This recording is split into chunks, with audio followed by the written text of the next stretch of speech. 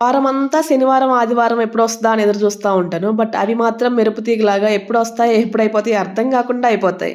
నేను ఈ routine follow అవుతున్న దగ్గర నుంచి రొటీన్ ట్రాకర్ ప్రిపేర్ చేసుకుందాం అనుకుని ఎప్పటికప్పుడు పోస్ట్‌పోన్ చేసుకుంటూ ఉన్నా. బట్ ఈ వీకెండ్ ఒక 10 నిమిషాలు కూర్చొని అది కంప్లీట్ చేసేసుకున్నా.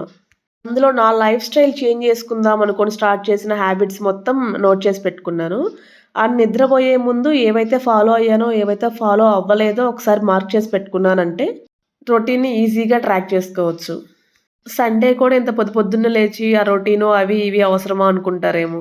ఇన్‌కేస్ నేను పడుకుందాం అనుకున్నా సరే పిల్లలు పడుకోనివ్వరు. స్కూల్ ఉన్న డేస్‌లో ఎంత లేపినా లెగవరు. బట్ సండే వచ్చిందంటే చాలు అందరికంటే ముందే లేచి కూర్చుంటారు.